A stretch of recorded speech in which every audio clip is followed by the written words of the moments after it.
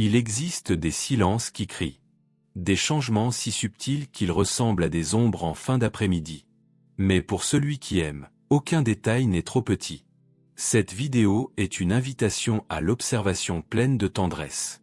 Un appel doux à celles et ceux qui ont encore leurs parents, grands-parents, oncles, tantes, ou même un voisin de toujours, ces êtres chers qui, au fil des années, se transforment, parfois presque invisiblement, parfois comme les feuilles qui tombent en automne, lentement, inévitablement. Parler de la fin de vie n'est jamais facile. Mais ignorer les signes, ces petits avertissements du corps et de l'âme, peut nous faire passer à côté du temps précieux qu'il reste encore. Un temps pour une étreinte. Un temps pour une conversation jamais entamée. Un temps pour un « je t'aime » murmuré trop tard. Ici, nous ne parlerons pas de tragédie. Nous parlerons de présence, de respect, et de la manière de reconnaître, avec douceur, les 5 signes qui peuvent indiquer qu'une personne âgée vit peut-être sa dernière année. Mais surtout, nous parlerons d'amour en vie. Cette vidéo ne parle pas de perte. Elle parle de ce qu'il est encore temps de vivre. Car parfois, la plus grande douleur n'est pas dans le départ, mais dans tout ce qu'on n'a pas su vivre tant qu'il en était encore temps. Et vous, d'où nous regardez-vous? Écrivez-le dans les commentaires, nous aimerions savoir jusqu'où cette chaîne d'amour peut résonner. Numéro 1. L'appétit disparaît, mais le corps et l'âme en ressentent le manque. Il y a des silences qui en disent plus que 1000 mots. Et une assiette pleine, laissée intacte devant une personne âgée, parle avec une mélancolie qui serre le cœur. Tout au long de la vie, manger n'a jamais été seulement nourrir le corps, c'était célébrer l'existence. Le pain partagé dans les jours difficiles. L'odeur du café frais annonçant le matin. Le goût d'un fruit cueilli dans le jardin de l'enfance. Manger, c'était se souvenir. C'était partager. C'était une façon d'aimer. C'est pourquoi, lorsque quelqu'un que nous aimons commence à manger moins, à refuser des aliments ou à perdre du poids, il faut regarder plus attentivement. La science nous alerte, cette perte d'appétit, lorsqu'elle n'est pas due à une cause médicale claire, peut être un signe précoce que le corps entre dans une phase de détachement progressif. Des recherches publiées dans le Journal of Aging Research montrent que ce symptôme est fréquent chez les personnes âgées dans leur dernière année de vie. Le métabolisme ralentit.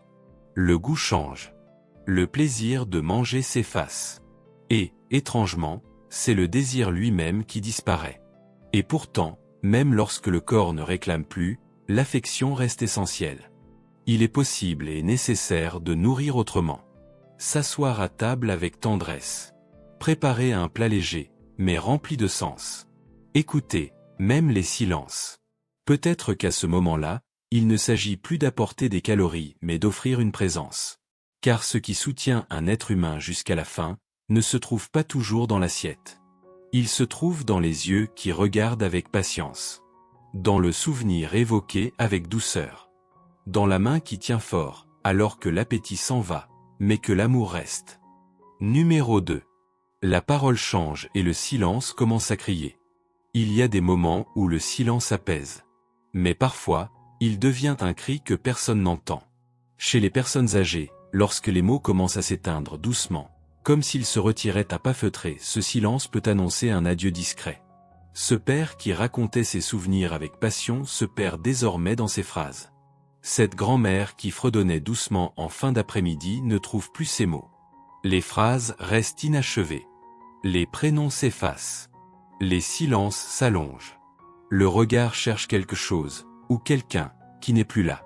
Parler, ce n'est pas seulement communiquer, c'est exister. Et quand la parole se fragmente, c'est parfois tout l'univers qui semble vaciller.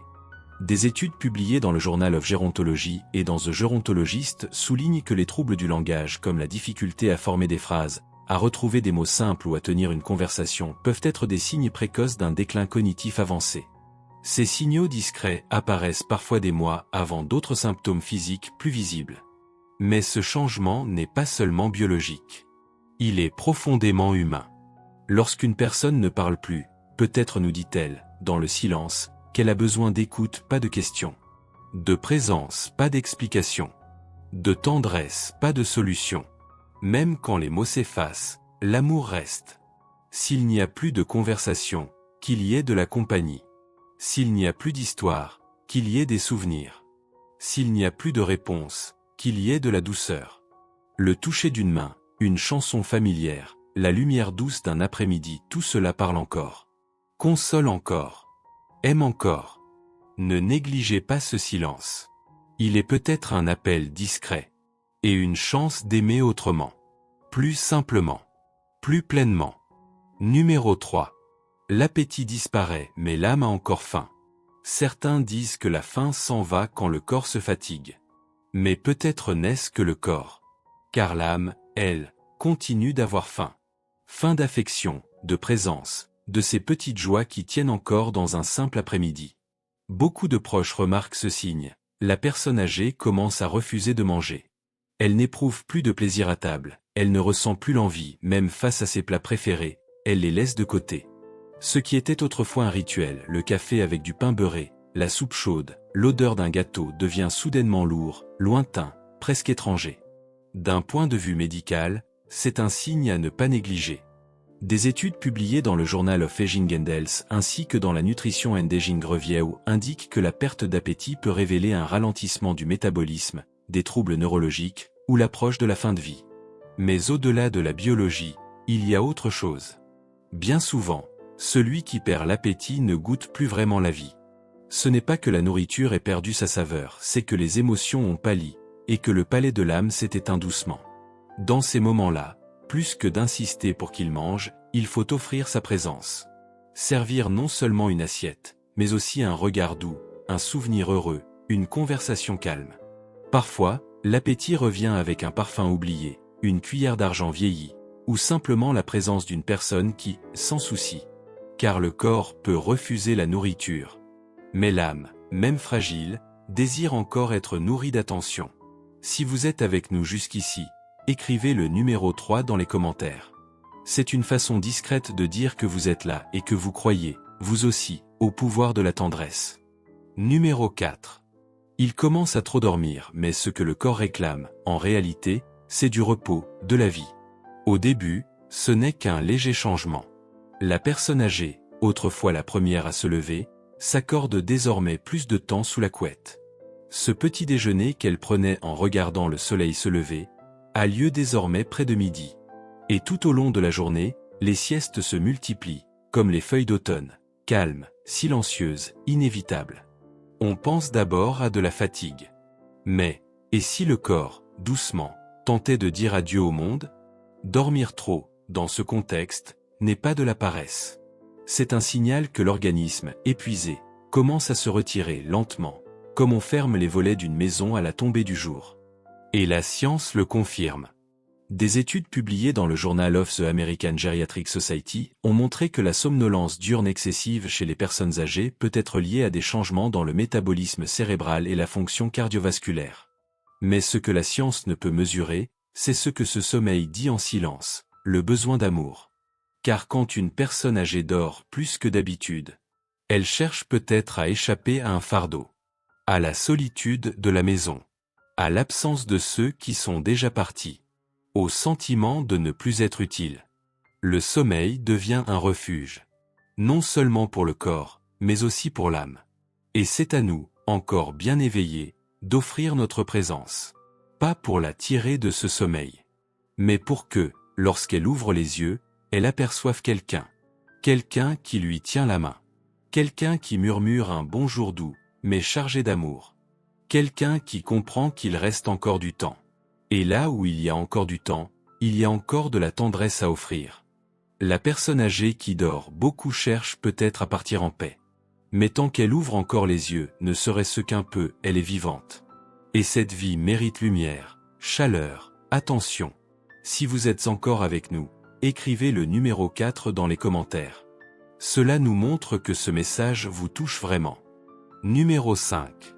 Ils commencent à faire leurs adieux sans jamais dire au revoir. Parfois, c'est une phrase lancée comme en passant, presque anodine. Si je ne suis plus là à Noël. D'autres fois, c'est un silence, une étreinte un peu plus longue, un regard qui s'attarde, comme s'ils voulaient vous garder dans leurs yeux pour toujours.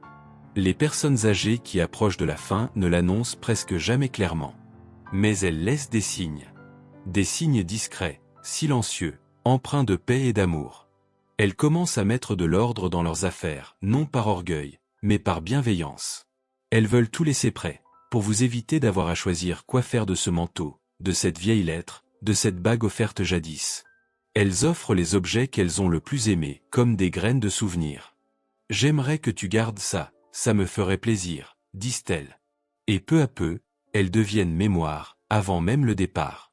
Elles parlent plus souvent du passé que de l'avenir. Elles revivent des moments d'enfance, de jeunesse, d'amour.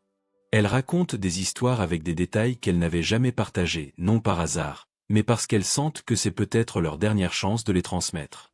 Des études publiées dans le Journal of Palliative Medicine nomment ce comportement la résolution biographique, un processus documenté par des psychologues et des médecins en soins palliatifs, où la personne cherche à fermer les boucles, à dire ce qui n'a pas été dit, à apaiser les liens, à transmettre l'essentiel.